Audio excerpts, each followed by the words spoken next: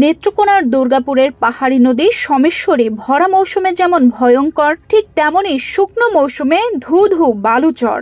ভরা মৌসুমে নদী পারাপারের জন্য ব্যবহার হয় ইঞ্জিন চালিত নৌকা।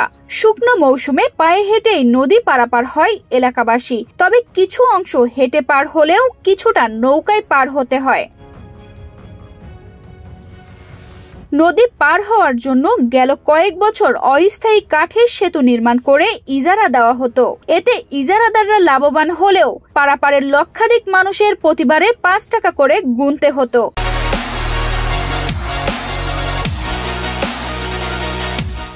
সাইকেল, প্যাডেল চালিত রিক্সা, এমনকি গবাদি পশুর জন্যও দিতে হতো বাড়তি টাকা। এতে ভোগান্তিতে ছিল গরিব এলাকাবাসী। আপনারা জানেন, যখন এই ঘাটটা ইজারাদারদের হাতে ছিল, তখন তারা তাদের খামখেয়ালি মতো ইচ্ছা মতো পয়সা আদায় করত, এবং যেটা এলাকার জনগণের উপরে একটা নির্যাতনের সামিল ছিল। অবশেষে দূর হয়েছে ভোগান্তি। পারাপারের জন্য 15 ডিসেম্বর অস্থায়ী কাঠের সেতুর উদ্বোধন করা হয়।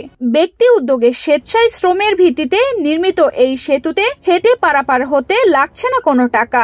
এমনকি সাইকেল, প্যাডেল চালিত রিক্সা ও গবাদি পশুকেও বিনামূল্যে পাড়ি দেওয়ার সুযোগ করে দেওয়া হয়েছে।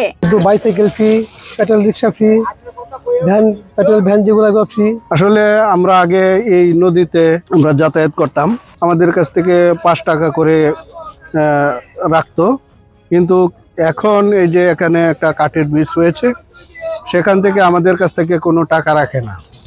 আমরা এই অঞ্চলের প্রতিদিনই হাজার হাজার মানুষ এখানে পারাপার করছি, আমাদের টাকা দিতে হয় না।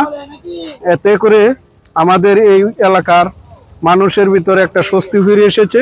বিগত সরকারের সময়ে কাঠের সেতু নির্মাণ করে প্রতি বছর ইজারার মাধ্যমে কোটি কোটি টাকা হাতিয়ে নিত সরকারের দলীয় লোকজন, যা এ অঞ্চলের সাধারণ খেটে খাওয়া মানুষের জন্য অনেক কষ্টকর ও বাড়তি খরচও বটে। টোল বন্ধ হওয়ার কারণে খুশি এলাকাবাসী।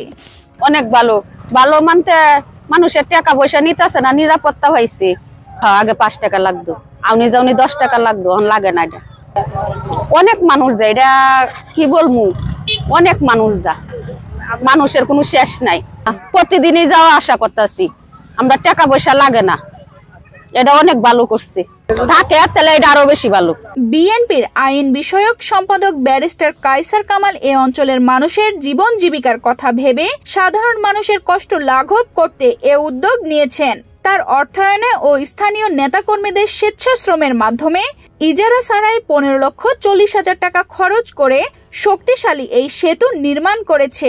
এই সেতু নির্মাণে আপনারা জানেন, কেন্দ্রীয় বিএনপির আইন বিষয়ক সম্পাদক ব্যারিস্টার কায়সার কামাল সার্বিক তত্ত্বাবধানে সেতুটা নির্মিত হয়েছে। এই স্বৈরাচারী শাসক, স্বৈরাচারী যে কাণ্ডকর্ম চালাই গেছে, ওইটার থেকে মানুষকে যখন আমরা পরিবর্তনশীল, আর বিএনপি যে একটা জনগণের সেবার দল, জিয়াউর রহমান যে সেবার জন্য মানুষকে সংগঠনের সাথে সম্পৃক্ত করছে, ওই উদ্দেশ্যে আমাদের নেতা ব্যারিস্টার কায়সার কামাল ওনার ব্যক্তিগত অর্থায়নে এটা করে দিয়েছে, এবং বলছে দলীয় কর্মীদেরকে যে তোমরা স্বেচ্ছায় শ্রম দিয়ে মানুষের সেবা করে যাও, তোমাদের জন্য ব্যবস্থা আমি করব। নেত্রকোনা দুর্গাপুরের গাকান্দিয়া, কুল্লাগড়া, কাইলেইগড়া ও বিরিশিরি ইউনিয়নের প্রায় 80,000 মানুষের উপজেলা সদরের সঙ্গে সরাসরি যোগাযোগের একমাত্র মাধ্যম অস্থায়ী এই কাঠের সেতুটির নির্মাণে প্রায় 900 মিটার প্রশস্ত সোমেশ্বরী নদী উপজেলা সদরের সঙ্গে বিচ্ছিন্ন এলাকার মানুষদের পারাপারের সমস্যা লাঘব হয়েছে।